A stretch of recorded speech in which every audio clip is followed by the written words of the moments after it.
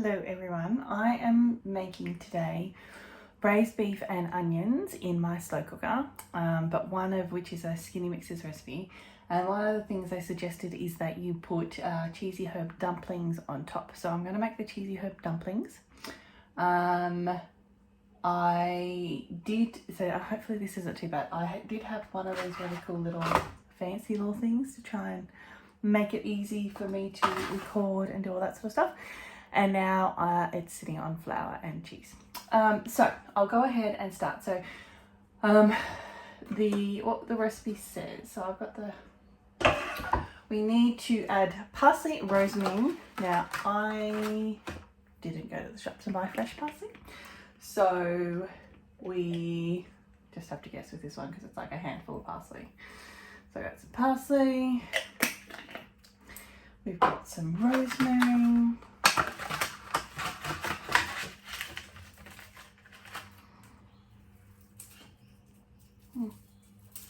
oh, my poor rosemary. Very dry rosemary. Should have used this before. I think that's heaps. There's one small sprig. Okay, so we've got our rosemary, parsley, and we need some garlic. Normally I would use sort of fresh garlic. The only thing I have is crushed garlic pre-made. You use what you got. So, and then you make a mess as well. I'm sitting on a seat, as you might not be able to tell by guessing, as my back has been playing up, which is one of the reasons why I left Thermomix in the first place, is because I wasn't able to lift them and do all those sorts of things. But now it's a lot easier with virtual cooking and all those sorts of things, and then being able to do virtual deliveries and stuff like that as well. So what we need to do is we need to parsley, rosemary, garlic, blah blah blah, 3 seconds sweetness. See ya. Bye to the kids. One thing I did forget was my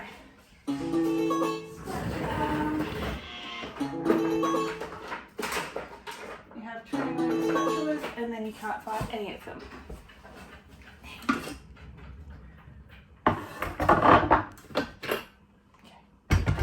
So scrape down and repeat until rosemary is finely chopped.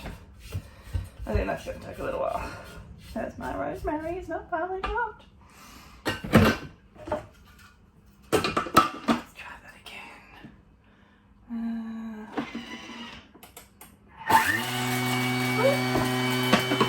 MC on. Always good. MC on. Okay. Now, I'd be interested to know in the comments, have you seen a Thermomix in action before? Do you have any questions about Thermomixes? If you do, drop them in the comments below and I can get back to you. We do have amazing deals on at the moment. These are my 2 TM6s, which I absolutely love. But I do have children and they will each be getting one. 2 kids, 2 TM6s, I'm getting a TM7. So, lucky me. So, that's much, much better. There we go. Nice and chopped. Can you see? Chopped, chopped, chopped. Okay, now we're going to do the cube cheese. Now, you can do cheese in the Thermomix. When you do it, you can do it the way I normally do it, which is, well, no, the way I used to do it, which my kids used to call sand, because they didn't really like it. So I ended up buying the grater because they like grated cheese, and I don't like buying grated cheese because they put all like their preservatives and stuff on it to stop it from caking. So I already pre-did the amounts for this and chopped him, cubed him, and I'd already used the scales to do my parmesan. I'm funny. I'll show you the cheese and then throw it all over my bench. That sounds like me. Okay, and now I'm going to blend it. 10 seconds, 10 seconds, 10 seconds, 10 seconds. I don't think you can see. Next time I'll try and get it so that you guys can see. The one thing about the team, like it is a little bit loud. The TM6 is a little bit loud. It's not that loud. Like I haven't really complained about it before. But the new TM7, which is coming out, is going to be quiet. Supposedly, I haven't heard it, but supposedly that's what they're saying. The motor is extremely quiet. Now, as you can see, all nicely chopped. Chop, chop, chop, chop, chopped. And now, add the remaining ingredients, which is, we need flour. Okay, so as I said, my video camera is actually sitting on the flour, so we pre-portioned our flour. But normally, you can just press a button, press your scales, and then it will show you on there as you go up what it's doing. So I'm doing manual cooking at the moment.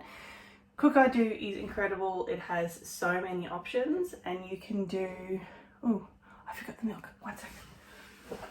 So, very silly of me. You can go in, pick your recipes, you can then add them to your shopping cart. You go through your shopping cart and you say, okay, no, I have that, I have that, I have that, I don't need that. Then you can actually cut and paste it into you. If you like to do online shopping like me, obviously I used to love walking around the shops, and now it causes me too much pain. So I actually do a lot of online shopping. And so what you can do is you can then cut and paste it into your cart, and then you can find all the ingredients that you need. So I just put in the milk. We need some yogurt, which I'm amazed the children, oh, I was going to say, I'm amazed the children haven't found, but they have. And what have we got? 30 grams. One thing, if you didn't know, you can actually make your own yogurt in the Thermomix, and it's very easy. I just haven't done it for a while. I haven't been eating yogurt. I'm lactose intolerant, but you can actually then make your own like coconut yogurt and stuff because they're quite so expensive. I just haven't been really eating a lot, so therefore I haven't been buying it. And then I needed it for some recipes, and then rather than making it, I just decided to cook and concentrating at the same time. Sometimes I can, a lot of times I can't. But yeah, you can quite easily, I think I've put up a story of like some of the things, and it's very easy. There's actually lots of different recipes depending on what you want to make, what type of yogurt you want to make. Just like that. This is one of my favorite things my sister bought me from the Thermomix shop. And I actually have, some people have salt and pepper. I'm not a pepper person, so I just have 2 different types of salt. So I can, shouldn't use my finger. It's my family though, who cares? And I didn't put onion powder. And a little bit of onion powder, onion powder, onion powder. So even when I think that I'm organised, sometimes not so much.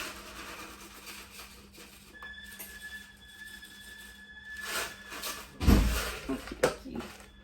More ingredients. You make it. Do you have?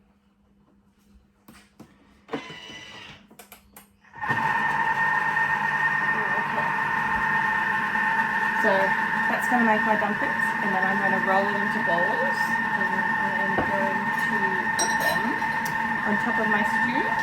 When I'm first going to steam them. I'm actually going to steam them in the Thermomix. You can pan fry them, and then I will put them on top of the stew. I think it's about an hour before the stew is ready in a slow cooker, and it should be very tasty. Let's have a look.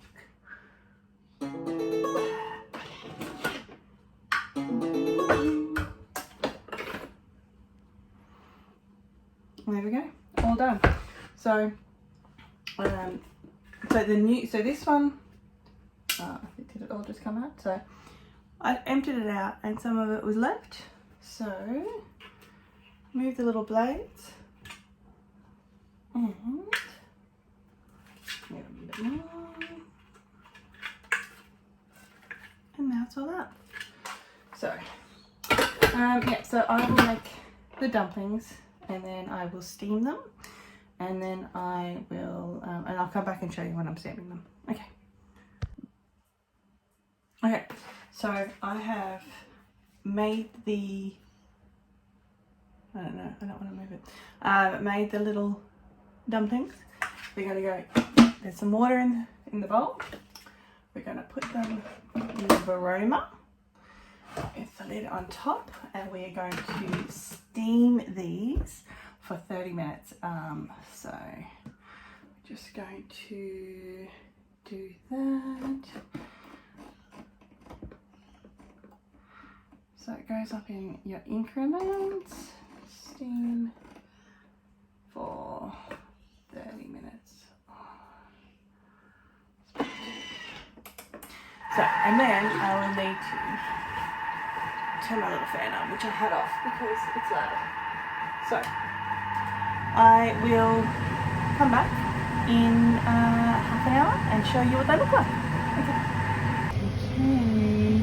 so here are my little balls. Oh, lovely. I think if you make them, they say you can pan fry them as well. Pan fry them, I think they would be a lot flatter. And then what we're going to do, I don't know if I can do this one-handed. Without burning myself.